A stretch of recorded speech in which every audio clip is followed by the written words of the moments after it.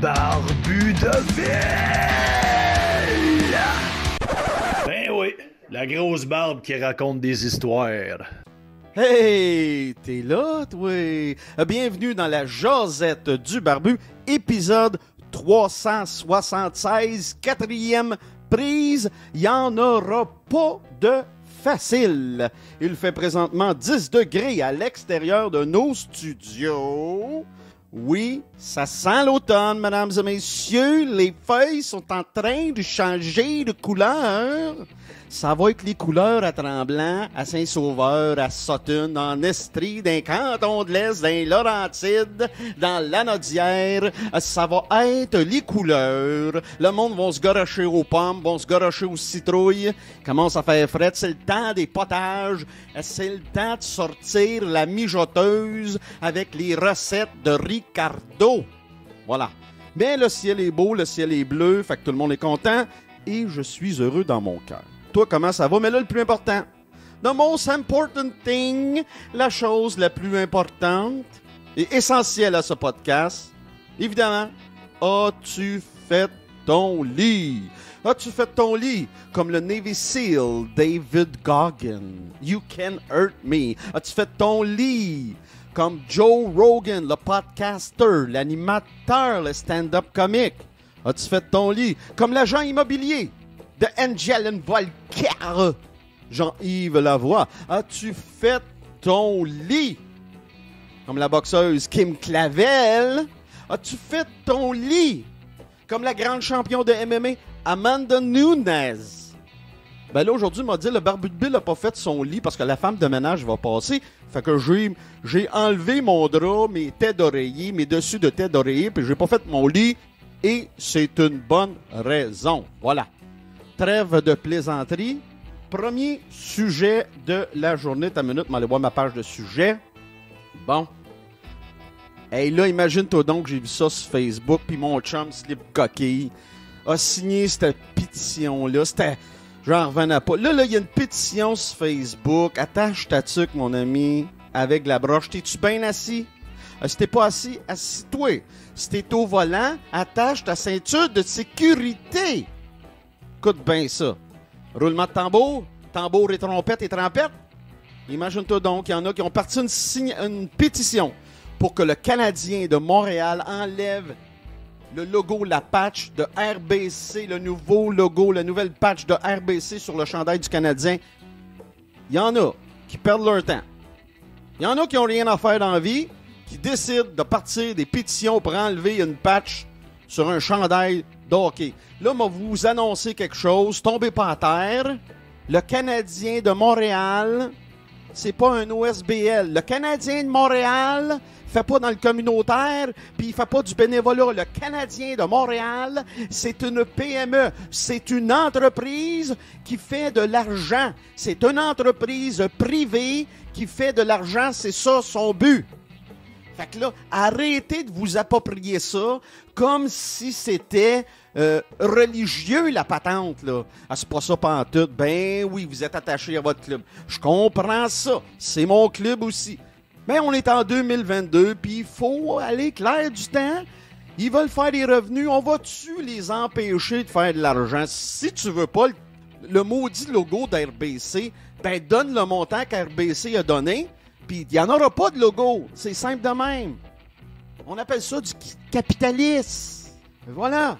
Fait que j'en revenais pas matin de voir ça. La pétition contre le logo d'RBC. Hey, relaxez. Il y a des publicités à cette heure. Mur à mur, ces bandes, ces escaliers. Il y a des publicités partout au Centre Bell. Puis là, vous autres, là, vous allez pleurer parce qu'il y a une petite patch RBC sur le chandail du tricolore, de la Sainte Flanelle, des Glorieux, du bleu, blanc, rouge. Ben, on va te dire une affaire. Si tu as signé cette pétition-là, tu es au-dessus de 50 ans et tu es beaucoup trop nostalgique. C'est correct, la nostalgie. Je m'ennuie de Chris Nyland. Je m'ennuie de John Cardick. Ben oui, c'est correct. Je m'ennuie de Todd Ewen, de Turner Stevenson. Mais, j'irai pas perdre mon temps à aller écrire, à aller signer mon nom dans une pétition qui veut rien dire sur Facebook. Hey, c'est ça aujourd'hui, les révolutionnaires. Hey, ça fait la révolution sur Facebook, les réseaux sociaux. Mais quand c'est le temps de sortir dehors, par exemple, ah ben là, je veux pas manquer mes programmes. Ah, il fait trop froid. Ah, il pleut aujourd'hui. Ben, c'est ça. Faites vos petites révolutions de keyboard warrior via Facebook. Puis, ça va donner quoi? On va dire comme mon grand-père, un petit rien tout nu, c'est ça que ça va donner. Niet, nada, zip, zéro open bar, comme dans Wallet. J'en revenais pas de voir ça le matin. Puis j'en revenais pas que mon chum Slip Coquille décidé de signer cette pétition-là, lui. Wow! C'est assez spectaculaire. Hey, autre sujet, c'est ça mon bridge. Hey, je te fais, un suivi assez tight. J'ai pogné ça dans la presse hier. Chronique bien intéressante sur les marges de profit au niveau de l'essence. OK? Là, on s'est aperçu que ça arrive nord, Laurentide, la Nodière. Le gaz, l'essence était souvent plus cher qu'à Montréal. Sais-tu pourquoi? Parce que ces stations de gaz-là, ça, c'est indépendant des grandes pétrolières, là. C'est le gars qui gère cette station-là, qui a cette franchise-là. Lui a décidé là, d'augmenter sa marge de profit. Mais c'est-tu sale? Déjà qu'on paye cher pour notre essence, en plus, toi, tu veux te faire du profit là-dessus. T'as pas assez du profit que t'obtiens, t'as besoin de t'en faire plus. Ton gaz à 1,55, c'est pas correct. Là, non, faut que tu mettes ça à 1,62, toi, pour être sûr. Ben oui, c'est ça. Ben c'est ça, mesdames et messieurs. C'est ça. On est dans l'ère de notre temps, on est en 2022, ben c'est ça. Hein? On va se mettre en haleine sur le dos, c'est très bon, puis c'est indiqué en plus. Ouais. Puis c'est même suggéré. Mange la laine sur le dos de ton voisin. Et quand il n'y aura plus de laine, ben tu iras manger la laine sur l'autre voisin d'à côté. Ben c'est de même. Ben c'est beau de voir ça. Merci à ces franchises, à ces franchisés qui décident d'augmenter leur marge, qui décident de mettre le gaz plus cher à Montréal. Puis bravo à vous autres. Bravo les champions. C'est extraordinaire. Et c'est merveilleux. Ben, où est-ce qu'il y a de l'homme, il y a de l'hommerie. Tu penses que je suis surpris un matin, là? Tu penses-tu que j'ai tombé en bas de ma chaise? Non, je regarde, là, je suis bien assis. Mais par contre, je suis pas fâché. Je suis déçu. Ça me déçoit. Lui-même déçoit. L'homme me déçoit. N'a pas fini de me décevoir, j'ai bien l'impression. M'a dit comme Jean Gabin, je sais que je sais rien. Ben, c'est ça. Mais j'en apprends tous les jours. J'apprends à me méfier aussi. C'est triste, c'est plate en quelque sorte, mais c'est la vérité. Voilà. Fait que continuez, les franchisés, à augmenter vos marges, parce que vous faites pitié, on le sait. Puis en temps de récession, le mieux, là, c'est de tout augmenter, hein? Puis c'est d'exagérer. Comme ça, nous autres, on va se protéger, puis ceux qui crèvent, ben, ils crèveront. Ben, c'est ça, hein? Au plus fort, la poche. Ben, je te laisse. Moi, je dors bien le soir. Pas parfait. Loin de là. Non, je suis loin d'être parfait. Mais bon. On va changer de sujet parce que là, je sens que je vais m'emporter, puis j'ai pas le goût de m'emporter, puis tiens donc, sais-tu qu'est-ce qu'on va faire? On va faire une petite pause. Là, tu vas entendre une intro d'alimentation, puis tu vas en voir la 4e mouture d'alimentation avec mon ami. Oui, bien sûr. Je n'ai même pas besoin de le nommer, tu le connais. Je te reviens après le segment d'alimentation.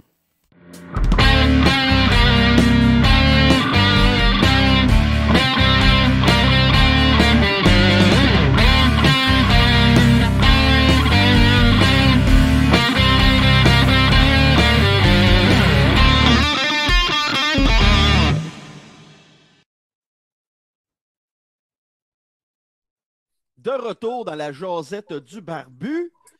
Et maintenant, c'est l'heure, tu viens d'entendre l'intro d'alimentation. C'est l'heure de l'ineffable, le mythe, la légende. Oui, évidemment, de qui je parle? Évidemment, je parle du meilleur traiteur, ça arrive sud de Montréal. Et, sans gêne, je pourrais dire planétaire, mon ami, le seul, l'unique, habitant à Saint-Hubert présentement, Roger Engang. Salut, Barbu. Hey, salut, comme tu peux voir, je suis mauditement en forme, mais on ne dira pas pourquoi aux auditeurs. D'accord, mon Roger? C'est parce que tu as pris des bonnes vitamines soleil. Oui, voilà!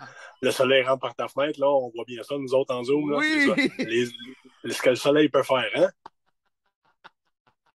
Là, vous autres, les écouteurs de podcast, vous ne savez pas ce qu'il y en est. C'est un inside entre moi et Roger. Puis si tu veux savoir c'est quoi l'inside, ben, m'a dire une affaire. M'a donné la réponse sur mon Patreon. Ouais, tout à l'heure, m'envoie écrire ça sur le Patreon. Je te donne la réponse. Fait que si tu veux, va t'abonner à seulement 3 $ par mois, sinon tu ne l'auras pas. Hey, c'est pas gratis, ce genre de commentaire-là. OK?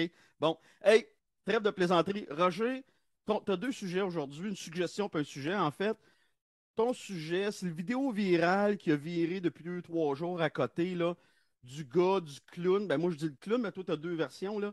Du gars qui fait 400 000 par année puis qui chiolait après des employés de chez Normandin. Parle-moi-en donc. Ben, effectivement, là, ça a été la grosse vidéo virale. Là, évidemment, aujourd'hui, avec les cellulaires, là, quand il arrive quelque chose, c'est pas long que c'est ces médias sociaux puis ça fait le tour assez vite. Ben, le gars, on le voit, là, il est entré. Clairement, là, c'est assez évident que le monsieur là, a pris une coupe de tasse. Là. Il est pas à jeun.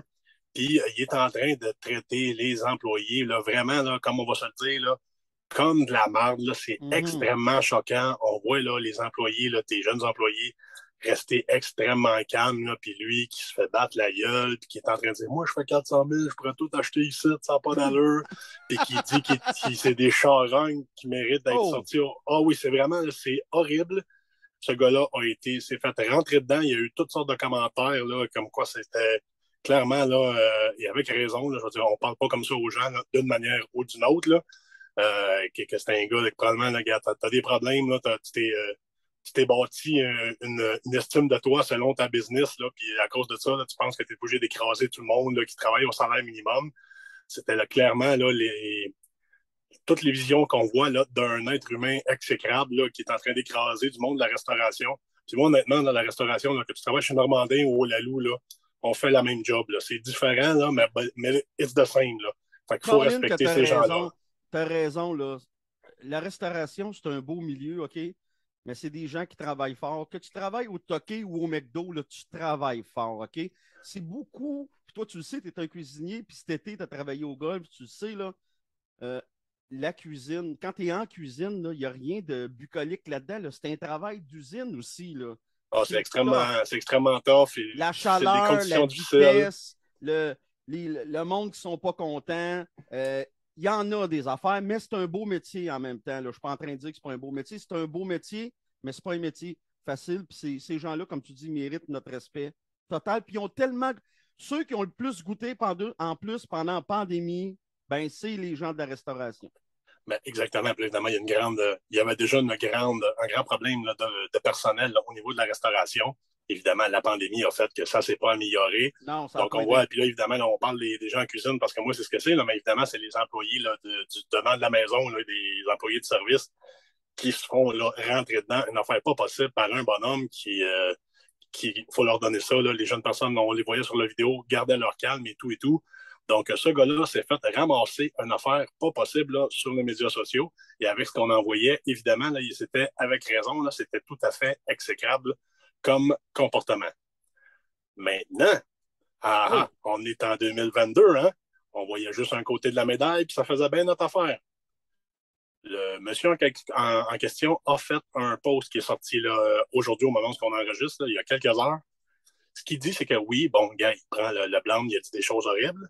Il était clairement intoxiqué. Mais ce qui est arrivé, en fait, c'est qu'il est arrivé, puis il voulait juste, lui, acheter comme, des plats congelés là, qui ont au Normandin. Je pense qu'il voulait une pizza congelée. Il voyait que c'était... En fait, pour avoir été souvent chez Normandin, pour être un fan de Normandin, là, pour les gens de la métropole, vous savez pas de quel restaurant qu'on parle. Là. Ça se situe dans la région de Québec, à Trois-Rivières, Granby, mais c'est à peu près ça. Là. Je pense que c'est l'équivalent des cousins des restaurants de la Fleur, peut-être un peu là, dans le même genre. Là. Ouais, c'est ça. Puis, chez Normandin, il y a toujours un frigo de plats congelés en rentrant dans le restaurant, toujours. C'est de ça que Roger parlait, là. Ouais, c'est ça. Fait que là, le bonhomme, là, il savait que les heures étaient fermées, mais il voulait aller s'acheter une pizza congelée, puis il a vu que, même s'il était un petit peu dépassé les heures d'ouverture, la porte a débarré. Fait qu'il s'est dit, je vais prendre une chance, puis il est rentré, puis il voyait pas personne. Il s'est avancé, puis il voyait personne. Puis à un moment donné, il s'est aperçu, puis il est avancé, puis il a vu deux employés sur une banquette, bien proche. Disons qu'il est en train de faire de la reproduction, mais pas de la photocopie. On s'entend? Ah! Il était de bonne humeur. Ouais, il était de bonne humeur. Comme s'il avait pris de la vitamine D puis du soleil. Ouais, ce genre de vitamine-là. Là. Ah! OK. Bon, là, je demanderai aux gens de suivre la conversation et de lire entre les lignes. Bon, voilà. On a fait une marge assez large, là, vous devriez rentrer.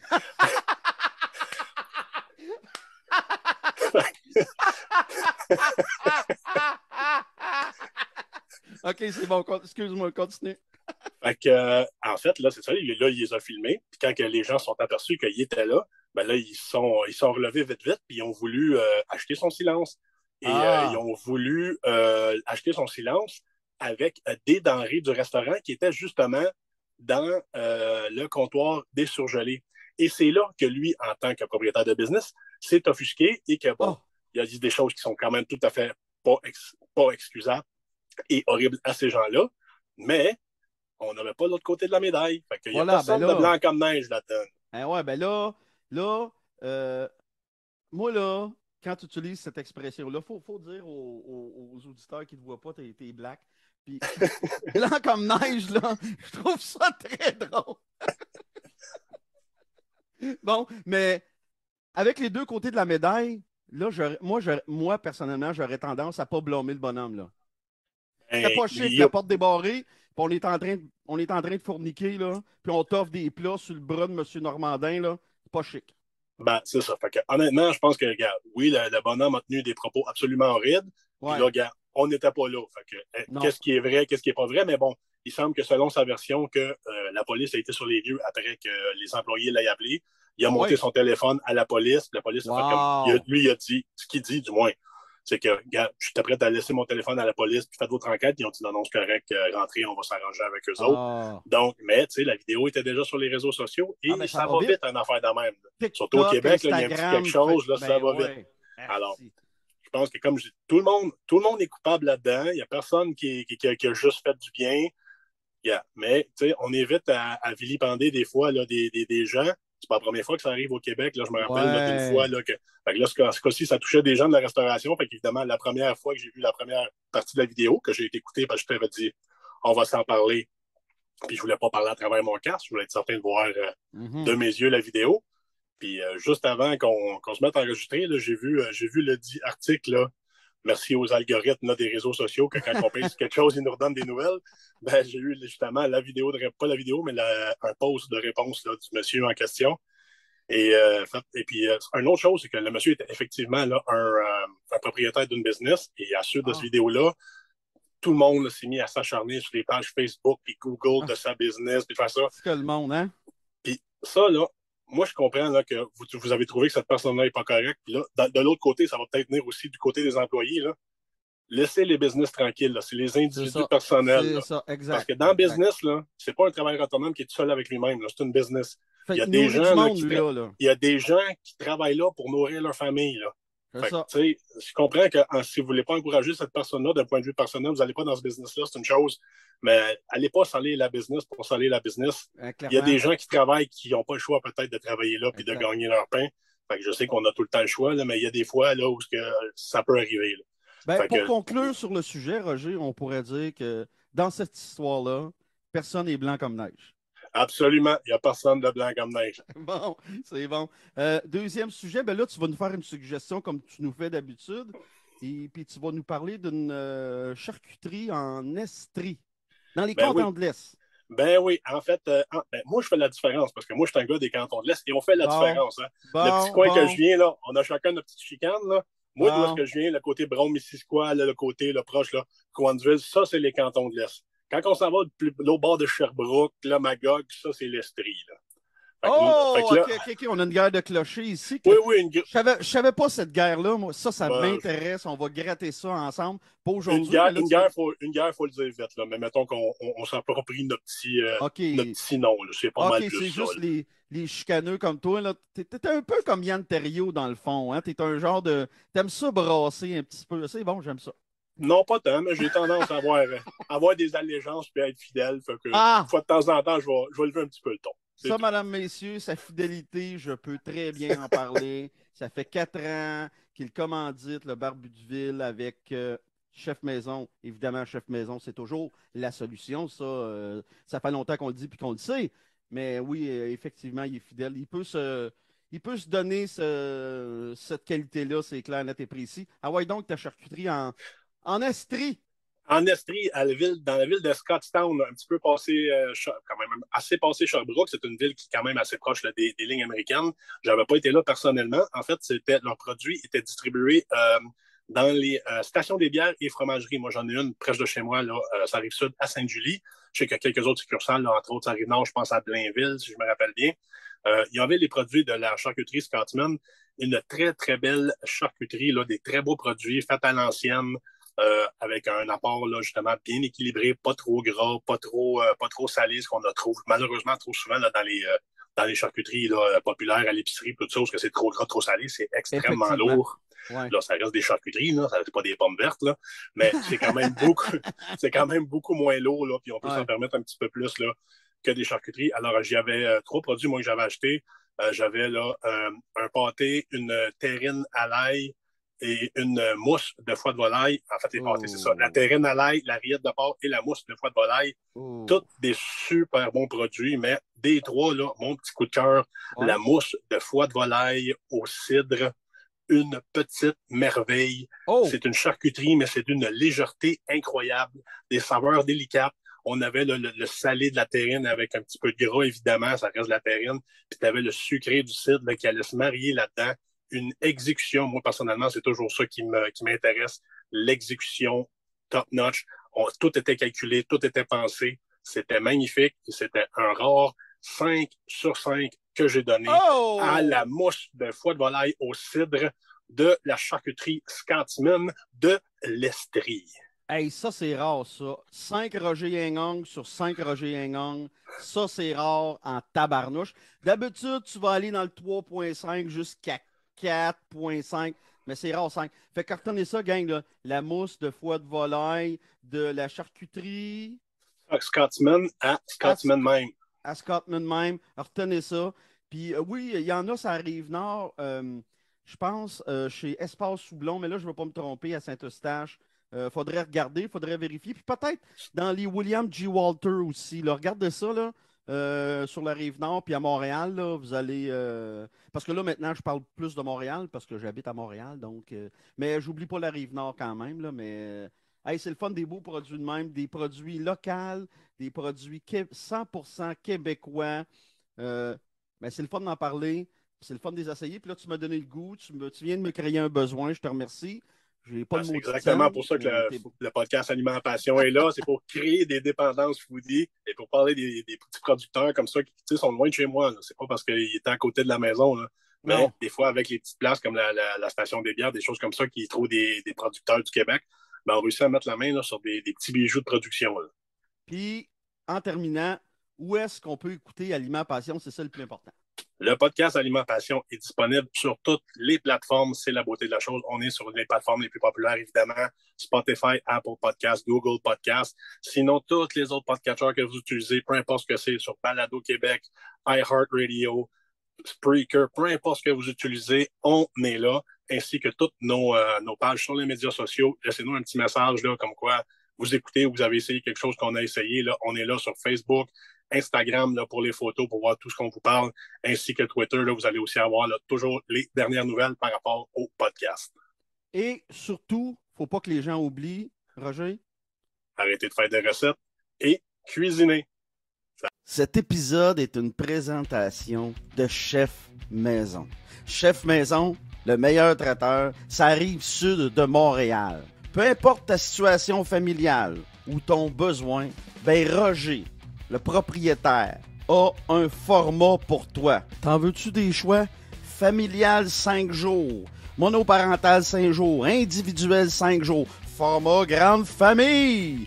Familial, 2 jours. Monoparental, 2 jours. Individuel, 2 jours. Grande famille, 2 jours. Puis là, je t'ai même pas parlé des forfaits lunch à part de ça. T'as juste à appeler au 438-872-9500. Puis mon ami Roger Hengang va se faire un plaisir de bien te servir. Parce qu'oublie pas, ça tu le sais, Chef Maison, la solution. De retour dans la Jazette du Barbu, épisode 376, après cet excellent segment d'alimentation. Prochain sujet, ça concerne la compagnie Nintendo. Je sais qu'il y en a qui ont culte pour cette compagnie. Moi, je te dirais pas que j'ai un culte, mais j'ai toujours aimé Nintendo et j'aimerais toujours Nintendo. La NES, entre autres, la Super NES, la 64, la GameCube, la Switch. Oui, c'est ça. Là, je veux dire, il y a un nouveau jeu qui s'en vient. On a su ça. Attends une minute, on dirait ça. Là, je fais mal mes devoirs. Encore une fois. Bon. Le 12 mai 2023 va apparaître la suite logique de Legend of Zelda Breath of the Wild. Et ça va s'intituler The Legend of Zelda Tears of the Kingdom. Elle sera disponible sur Nintendo Switch à partir du 12 mai 2023. Et bon, tu sais, moi j'ai une Xbox Series S, mais là, je suis en train de me créer des besoins. Ça me donne le goût de l'avoir. Puis, je peux te dire une grande vérité de la palette. Je n'ai pas joué à Breath of the Wild, mais évidemment, j'ai vu du gameplay sur YouTube et sur Twitch. Ce jeu-là est à couper le souffle. Cet univers-là est à couper le souffle. C'est un open world. Nintendo ne fait pas souvent des open world, mais quand ils le font, c'est magnifique. J'ai des beaux souvenirs de Zelda, entre autres Link. Je me souviens de ce jeu-là. J'avais joué autant qu'autant avec mon cousin. On avait tellement aimé ça. Ben peut-être qu'éventuellement, je vais penser à m'acheter une Switch, mais portable, la petite. J'aime bien ça. J'aime bien l'idée d'être installé dans mon lit le soir et de jouer à ça. Donc, peut-être que je vais faire ça. On verra bien. Anyway, The Legend of Zelda Tears of the Kingdom va sortir le 12 mai 2023. Retiens cette date. Ça va être une date importante. Ce jeu-là va faire fureur. Switch, d'ailleurs, je regarde leur bibliothèque de jeux. C'est incroyable. Puis ce qui m'intéresse dans Switch, c'est les jeux indépendants aussi. Pas seulement ceux produits par Nintendo, mais il y a une pléiade de jeux indépendants, ce qui rend la console très, très, très intéressante. Parce qu'on va se dire la vérité. Pour moi, les jeux de Nintendo, maintenant, il ne reste plus grand-chose. Les franchises, bon. La franchise de Zelda, évidemment, qui est intéressante. Mega Man, c'est disponible sur Xbox maintenant. Super Mario, bon, on a fait le tour. Il y en a qui trippent encore, là, Papers. Super Mario Paper, puis il y en a un nouveau. Il y en avait un qui est sorti là, l'année passée en 3D. Semblait bien intéressant. Mais moi, c'est le genre de jeu que je suis plus capable de jouer. J'ai beaucoup joué dans ma jeunesse, dans mon adolescence.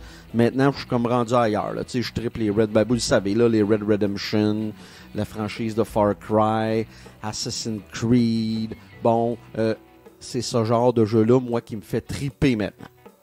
Bref, manque pas ça.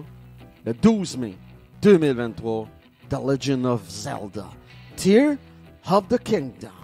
Dernier sujet, Jay du Temple. Jérémy du Temple Quirion, animateur d'Occupation Double et humoriste. Moi, comme animateur de cette émission, je te dirais qu'il est à sa place, il est très bon. J'aime bien son travail. Comme humoriste, je le trouve pas drôle. J'ai jamais bien aimé. Mais c'est une question de goût. Simplement, tu peux l'aimer, tu peux le trouver drôle, c'est bien correct. Je te dis que moi, personnellement, je le trouve pas drôle. Par la suite, moi, ce que j'ai préféré de Jay du Temple, c'est son podcast. Jay du Temple discute. Là, je trouve qu'il allait chercher le meilleur de lui-même. Mon humble opinion.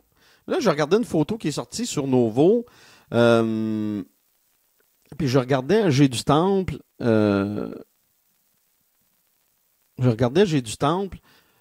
Qui faisait la promotion d'Occupation Double. On sait qu'il y avait déjà du cutex ses doigts. Il s'est rasé la tête. Mais la photo, il a de l'air tellement efféminé. Il y a une moustache aussi, là, mais il a de l'air tellement efféminé. Sais-tu... je sais que... On l'a vu avec... il y a eu certaines relations qui ont duré longtemps, mais c'est pas de mes affaires, là. Puis c'est pas grave, puis ça me dérange pas. Mais je fais juste dire que son changement, c'est-tu quelque chose comme le genre de patente qu'un gars découvre sa vraie nature? Ou qu'il essaie déjà sa vraie nature, mais il la montre au public, au grand public? Je me pose la question. On va voir cette photo-là de Jay du Temple qui fait la promotion d'Occupation Double. Il y a une moustache, les cheveux courts, les cutex ses doigts. Très, très, très efféminé. Tu sais, il y avait toujours un petit côté glamour dans ses affaires, puis la petite tuque, puis bon. Mais là, c'est plus que plus. Comme je te dis, je porte pas un jugement. C'est pas ça que je fais. Je fais juste me questionner. Il essaie-tu de nous dire quelque chose ou il est-tu en train de découvrir quelque chose à son âge? Je ne sais pas. Je me pose tout simplement la question. Moi, le gars de 48 ans, blanc d'Amérique du Nord. Hey, c'est assez là, de jaser, là. Là, j'ai d'autres choses à faire, moi, dans la vie. OK? Fait que là, c'est la fin de la jasette du Barbie, épisode 376. Mais oublie pas une chose. En ce jeudi, je te souhaite le plus beau jeudi de ta vie. Puis à soir, je m'en vais manger. Sais-tu qu'est-ce que je m'en vais manger ce soir? Des vols au vent chez ma belle-mère. Ciao!